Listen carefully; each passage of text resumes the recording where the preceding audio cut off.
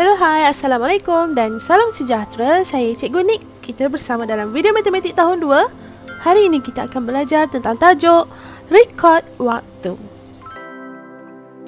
Mari kita rujuk buku teks jilid 2 di muka surat 45. Di sini ada menunjukkan peristiwa tentang sukaneka sekolahku. Jadi kita akan rekodkan aktiviti yang dijalankan mengikut waktu yang dipaparkan. Baik, kita akan mulakan dengan aktiviti yang pertama, senaman yang dilakukan pada pukul 7.45 pagi.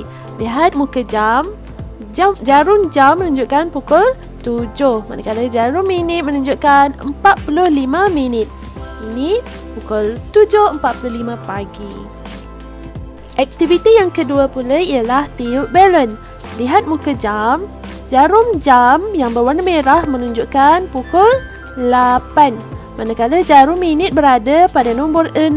6 darab 5, 30. Jadi, tiup belon dilakukan pada pukul 8.30 pagi.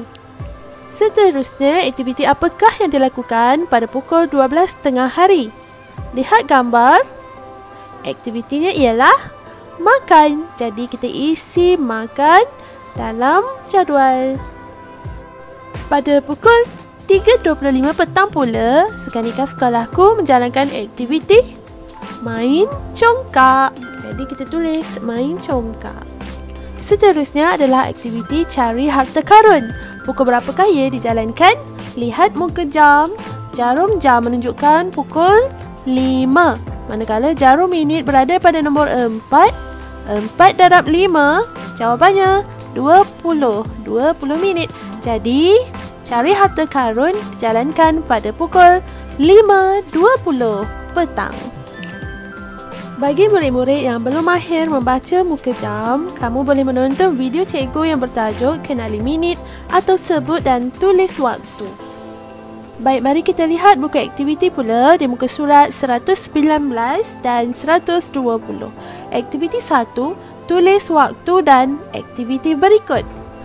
Lihat gambar A. Gambar A menunjukkan aktiviti sarapan. Jadi kita tulis dahulu sarapan. Kemudian lihat muka jam. Jarum pendek iaitu jarum jam menunjukkan pukul 6 sebab ia berada selepas nombor 6 dan sebelum nombor 7. Jadi ia masih dalam pukul 6. Jarum panjang ataupun jarum minit pula berada pada nombor 6. 6 darab 5, 30. Setiap nombor itu mewakili 5 senggatan. Jadi kita kena darab 5.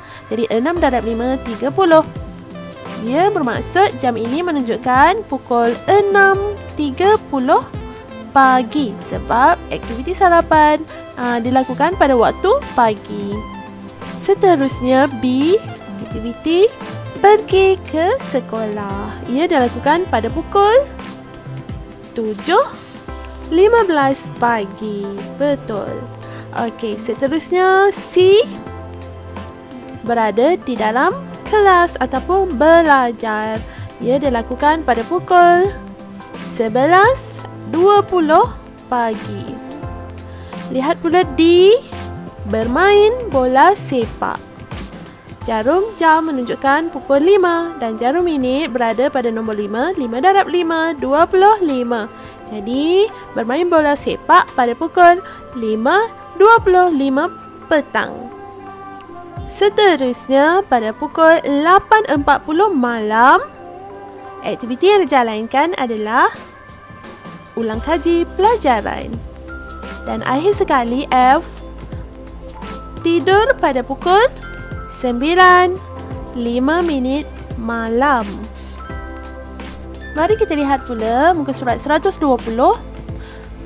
Perhatikan pada anak panah, ia menunjukkan turutan aktiviti yang dijalankan. Aktiviti yang pertama ialah gosok gigi. Kemudian, siram bunga. Aktiviti yang ketiga, membantu ibu di dapur. Aktiviti yang keempat, bermain badminton. Seterusnya, ulang kaji. Dan akhir sekali, tidur. Jadi, mari kita perhatikan muka jam pula. Gosok gigi dilakukan pada pukul 6.30 pagi. Siram bunga pada pukul 7.10 pagi. Aktiviti yang dijalankan pada pukul 10.45 pagi seperti yang cikgu sebut tadi, iaitu membantu ibu di dapur. Aktiviti bermain badminton dilakukan pada pukul 5.20 petang. Ya. Kemudian pada pukul 8 malam pula ulang kaji. Dan akhir sekali tidur pada pukul 9.30 malam. Baik, itu sahaja aktiviti kita pada minggu ini. Cikgu harap awak semua faham bagaimana cara untuk membaca muka jam dan merekodkan waktu. Jadi, sampai di sini sahaja. Jumpa lagi. Assalamualaikum dan salam sejahtera.